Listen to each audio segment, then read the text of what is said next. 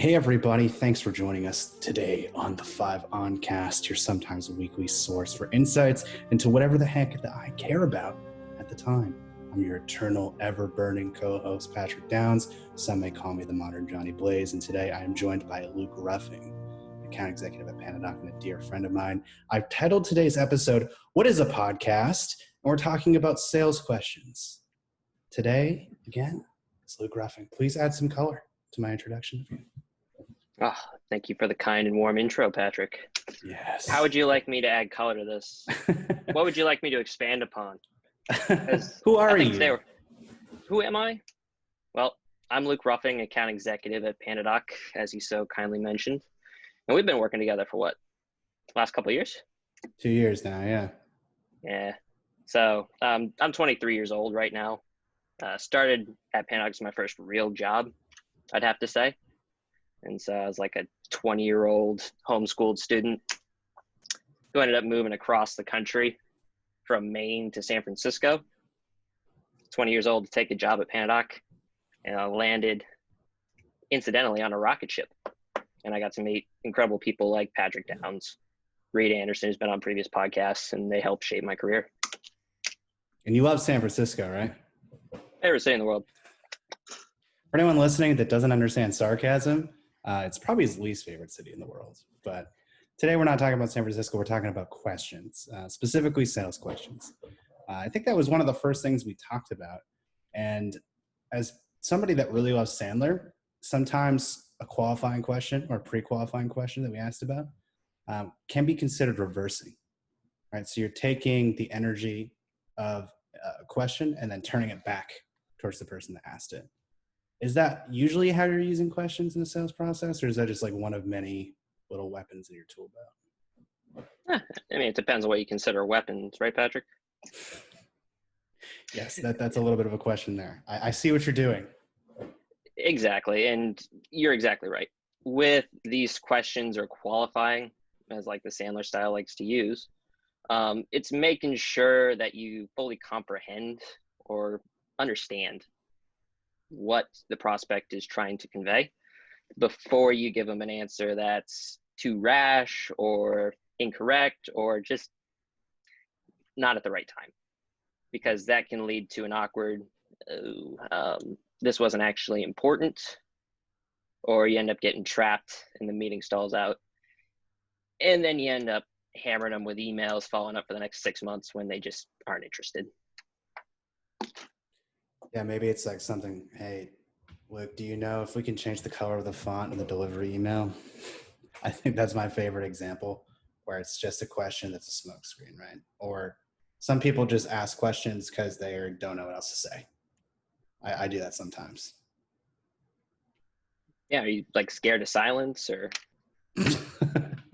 It's funny because I feel like those are your two main tools, right? Questions and silence.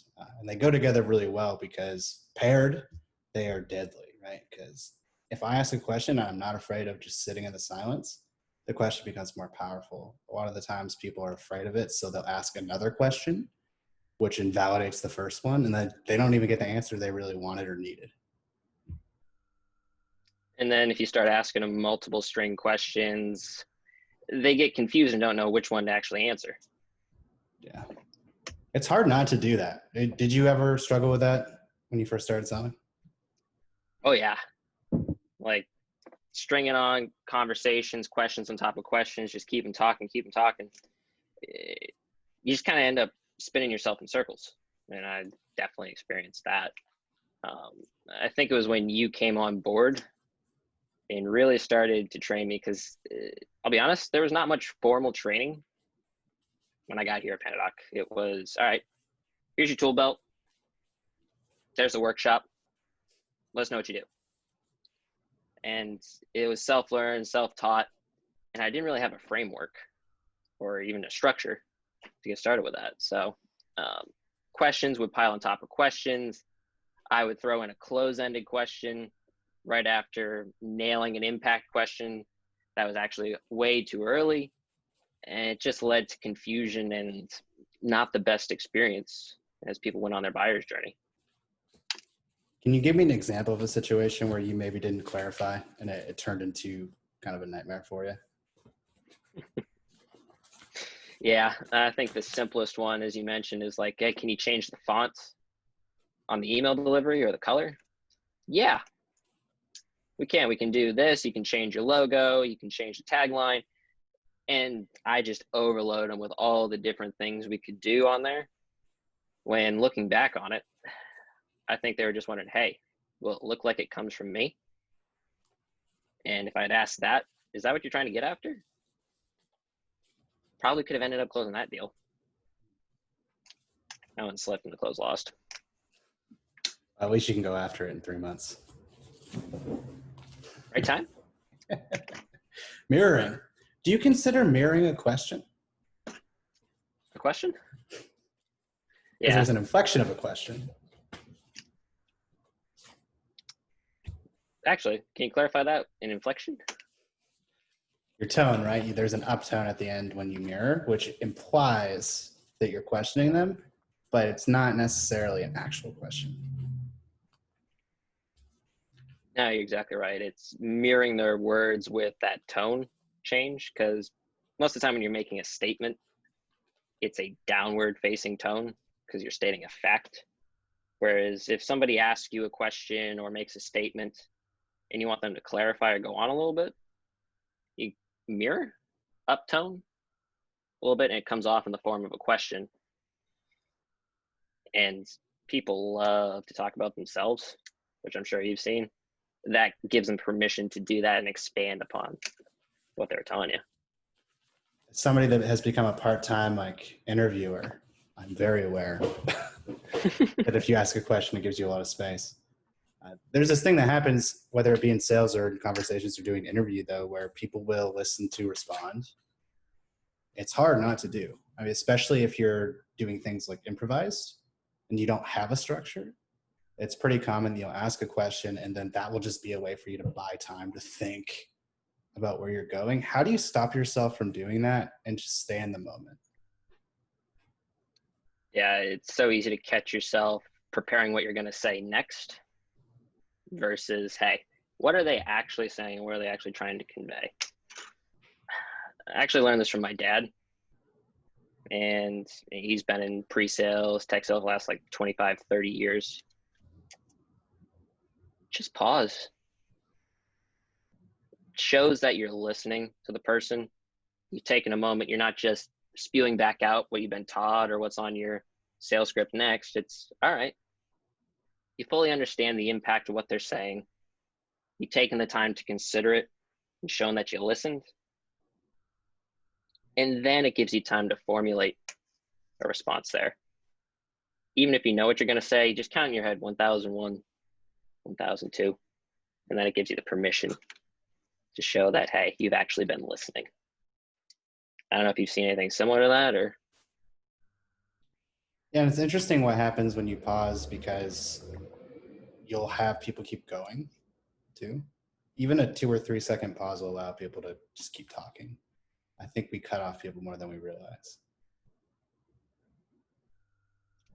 Is there anything worse than when somebody's about to go off and tell you everything about their business, how they buy, what the next step is, and you're so trigger happy, you can't wait to get to the next question, and you just completely cut them off and it derails it?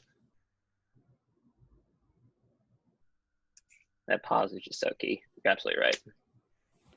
It's interesting because it's just a function, I think, of how people communicate, period. Because if somebody tends to cut off people in a sales situation, it's probably something they do in their personal life or really anywhere else where they'd be speaking. So I think we're not really focusing as much on actually training on communication in sales, where it's not just, hey, here's sales training. It's here's how you actually speak to somebody. That's what that really is. The advice of pausing doesn't just apply to selling PandaDoc or selling anything. It's straight up a good thing to do in your normal life. Where I found myself pausing more and learning more about people or gaining more trust because they know that I'm actually listening to them and want to hear what they have to say. It's amazing just how much more they trust you when you show that you're listening. And those things we talked about, that mirroring, the pausing, the consideration, it all really does play into that. building trust. And when somebody trusts you, they open up way more. And it's really interesting to watch because it's not just sales, show up, throw up a demo. What are you actually trying to do? Can you tell me more about that? There's questions like that. I remember that one night, me, and Reed were in the office late.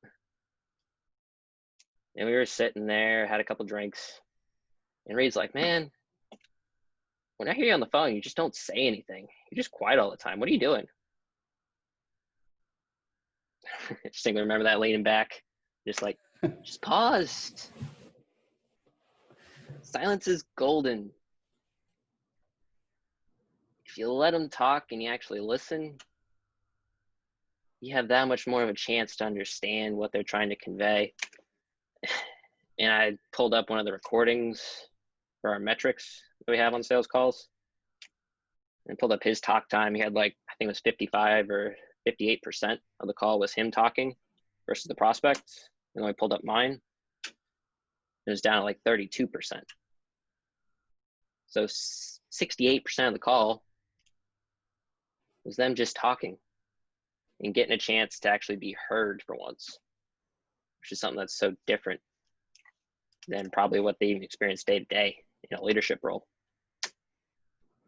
The percentage thing is interesting because it's almost directly correlated to how successful a call is. If I look at a sales loft recording and I see that the talk time is low, I would be shocked that the call goes poorly.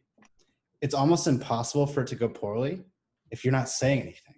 You lower your risk of fucking up when you just shut up because you have less opportunity to mess everything up. And I think the number one sales tip that I give anybody is like, get out of your own way, because there's probably so many deals that you just fumbled because you were talking for no reason. Work less, sell more. That's something I try to tell a lot of the people I train. Is like, make it easy on yourself. You're making it so hard. The fact that you think you have to have all these pitches and like value propositions. No, the people you're talking to oftentimes have like business degrees, or they've been working in the role for 20 years and they know the value of your system. It's not hard to guess what Panadoc can do for you. The whole job is getting them to tell you, because if they don't know, then you've kind of already lost, or you need to ask more questions. Exactly. And there's two differences there. There's telling and then there's selling. And I think Scott Leese in his book, Addicted to the Process, you ever read that one? Yes, I have. Oh man, it's so applicable. You can tell somebody they have a problem. You can recommend what they do about it. You can say, hey, I'm gonna check into rehab, but do you think they're actually gonna go if they don't realize that they have an issue? No. And that's the difference between telling somebody they have a problem and helping them discover it themselves that they have a problem. And that's only step one, because then they have to actually want to do something about the problem that they have. And you can only guide them there. You can lead a horse to water. You can't make them drink. And the thing is, you hear a lot of, especially SDRs that are newer, refer to things as problems as well. I think the more you can get away from even that word or the word pain or whatever, because nobody wants to admit that they are doing something incorrectly or that their business is inefficient. It's more that you need to ask about specific things, and don't make it seem like they're doing anything wrong. You have to get them to say that they're doing it wrong, because there's a difference between them telling you, realizing the problem, then going, fuck, I wish I didn't have that problem. And you going like, oh, wow, I can't believe you've been doing this process this way. Like, that's crazy. Like, oh, you're using DocuSign? Like, that kind of thing is insane to do because you're just making them feel bad. I remember when I was at House Call Pro, I called somebody and he told me what his process was like. And I was like, how do you even function? Because somebody told me to do that when someone told me their process and it was bad. And he goes, man, you're being a dick right now. I don't know why I would keep talking to you. Like, of course I'm not going to sit down with you. Just call me stupid. But so many SDRs are told to do that and just does not work.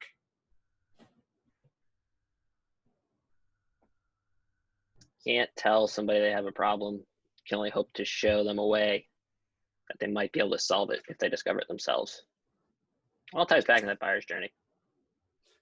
Oh God, do we want to pull the buyer's journey thread? Probably not. I kind of do though. I'm curious with what you've been working lately with the leads that we have. Are most of them still like in the middle of the buyer's journey, you'd say? No, I would say they're more towards the end, Hmm. which is interesting because they're already in that consideration point. And I think that really speaks to everything that's available at their fingertips today. There's Google, there's review sites, there's the website itself, live chat, LinkedIn. The amount of people I've seen just post, hey, looking for a proposal solution, looking for a new dialer, and people, not even from the companies, but just other leaders in that space commenting on those threads. Hey, we used this. We had a great experience with this. This was terrible. They're overloaded with so much information that our job today, I don't feel like, is to have to inform them completely about things. They're 90% of the way there. We're checking boxes, confirming that, hey, this will work for you, and helping them make that push internally to get it implemented. It's not about the selling of the product. It's about, hey, what's it actually going to do for you? And how do we get to that point as fast as possible? That aha moment. I think it's interesting because we are in a market where like we have a really good product market fit and there's people actively looking for the solution. But if you look at something that doesn't have an immediate, like everybody's buying this, like a sales engagement tool, like Sales Loft or Outreach or, DocuSign or PandaDoc or something like that, then it's kind of different, right? Because you need to generate the idea that they need what you have, where we're kind of in a market where we need to just take the people that are looking for what we do and convince them that we're the best at it. How do you change your selling style for that? Like, have you thought about that? If you had to sell a product that didn't have built-in people looking for it? Well, I mean, that probably speaks to my experience levels. I've only ever worked at this company and selling that, as you mentioned, great product market fit, but it's changing around the messaging. I think you're exactly right, towards, hey, here's a potential idea. Have you even considered this? Or have you considered what your life looks like now and where there are any gaps? And just trying to point towards one of those that we know down the road we could potentially fill. I think it's identifying that much earlier is the real shift, because you need to help them create that idea if they even want to do something versus, hey, you already know what you need. We're going to confirm that it's the right one for you. I don't know. Am I off base? No, because like we're talking about the buyer's journey, and the reason I bring that up is because I'm trying to think if you could even find somebody that's in consideration if you don't have a product market fit, right? Probably not. So everybody's going to be at stage 0. So the way you sell is completely different. And for anyone listening that's not aware, there's a couple different models, but the HubSpot model that they talk about all the time is 1, aware, 2 is consideration, 3 is evaluation, and 4 is decision. And 0 would be like unaware. So you're pretty much dealing with everybody 0 if you have no product market fit. Where we're dealing with like 2s and 3s, which is different. Not to say it's easier because you have a different problem, which is competition.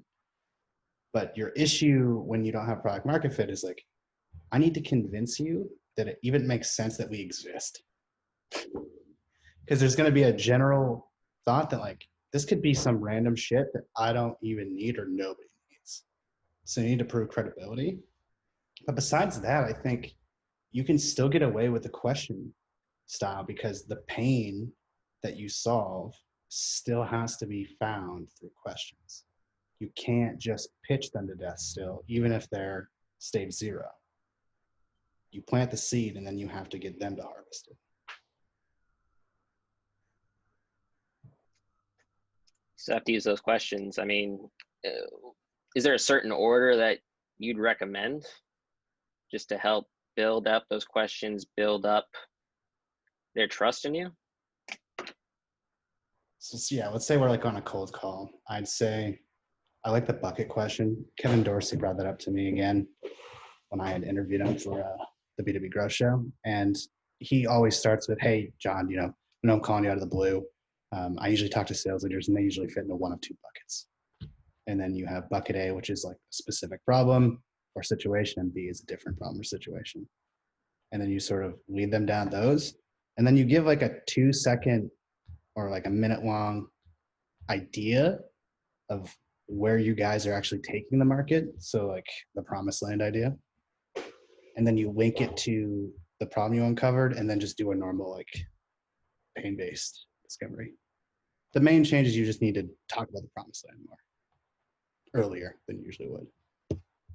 Yeah, you have to capture their attention or get them hooked on the curiosity, and then be able to hold it through that next stage of the conversation, uncovering what they're actually doing. And I think that's where spin type questions usually come in.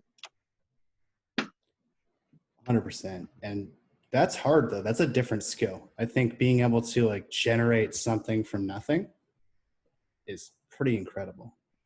I know a couple salespeople that sell in very early startups that I'm just baffled they can do what they do. Like, you know, those companies that get a company like Google to sign on in the first year of them existing with no product market fit. Like, you got to know that the salesperson there was probably a genius, because that is hard. Even if the product was the best in the world, to sell someone that big with no other customers and no product market fit, that's crazy. I want to watch that happen.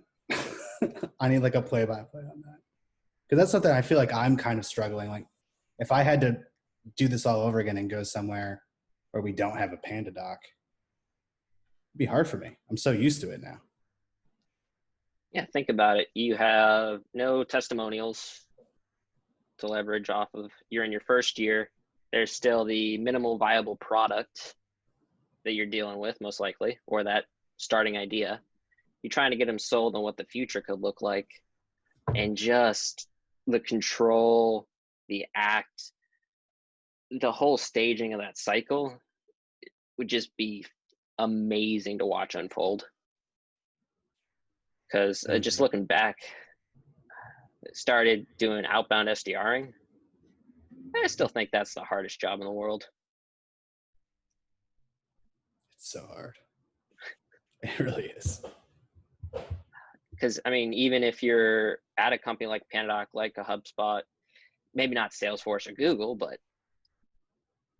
you're trying to pitch somebody on an idea or uncover a problem that they don't know they have.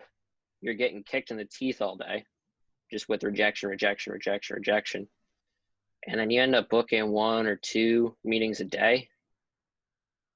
And the feeling of joy, that objection handling that takes place, those are skills that are so transferable, because you have to hit that idea. You have to inspire them, but you have to uncover it and make sure it's relevant.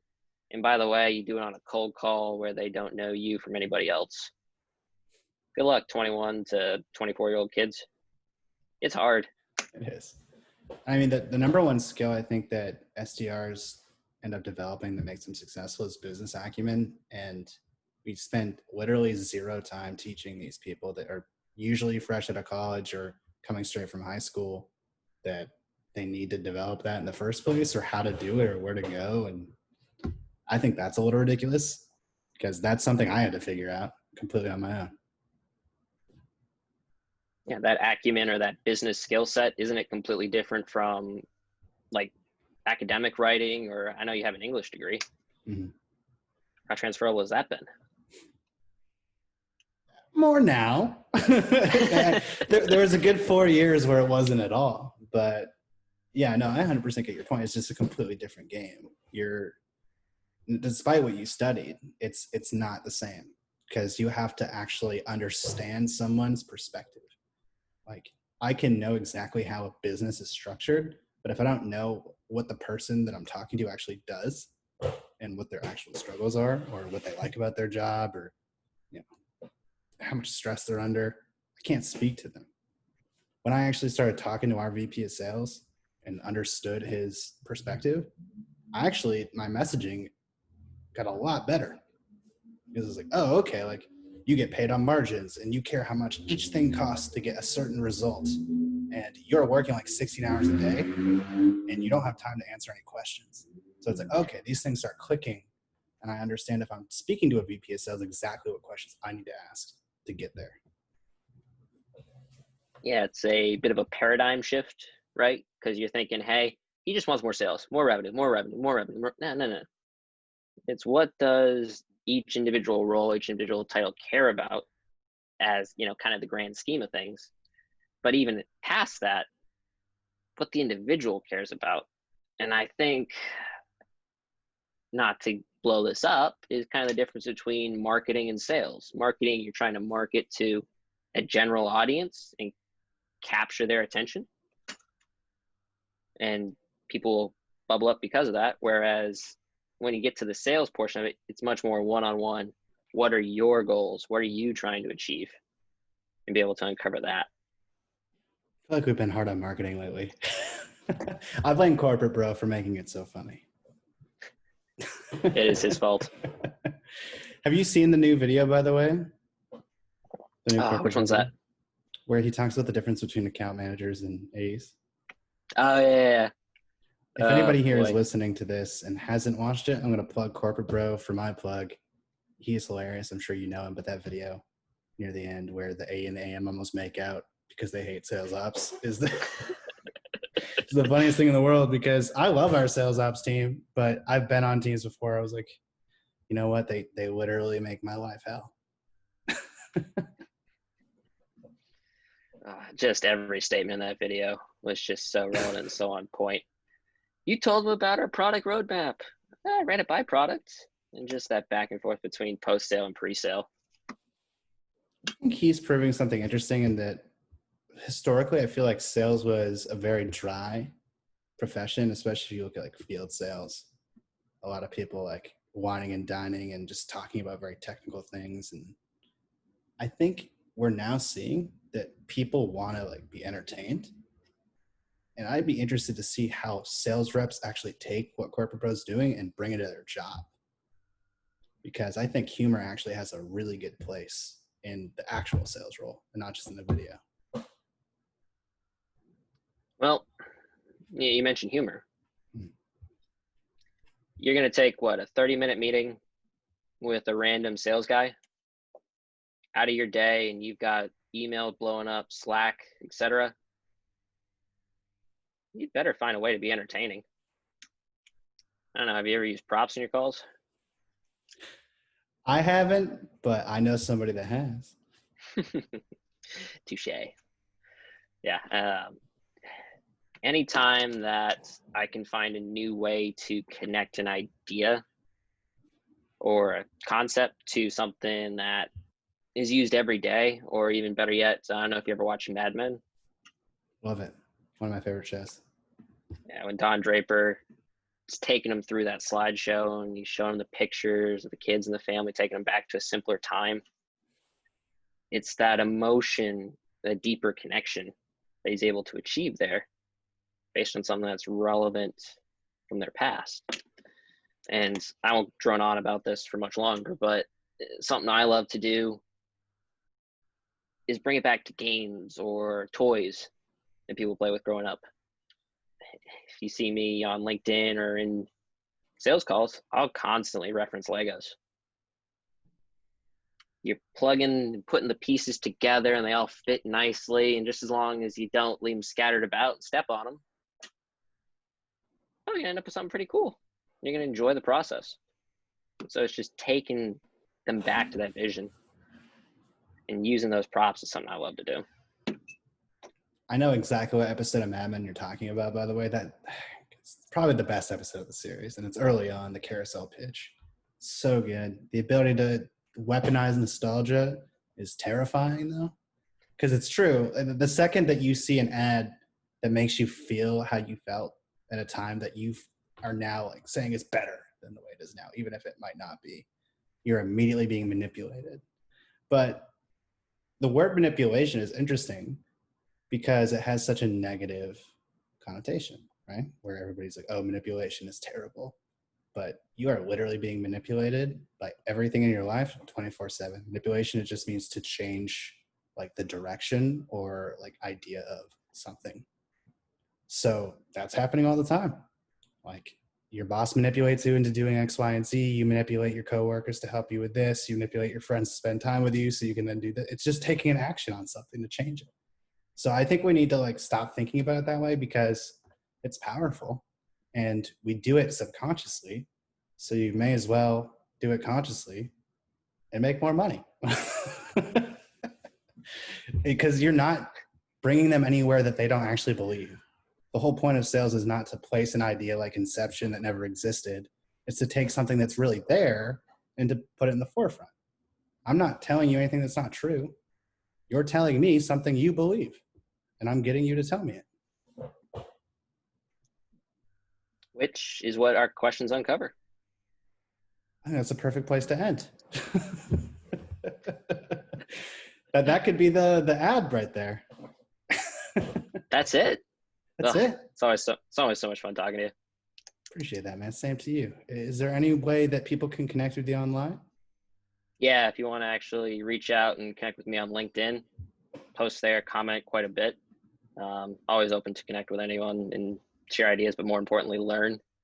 Because I'll be honest, you find way more gold in those comment threads than you do on any posts or like direct messages anywhere else on the site. So true. Is there anything you want to plug? Plug? Well, you mentioned business skills and acumen.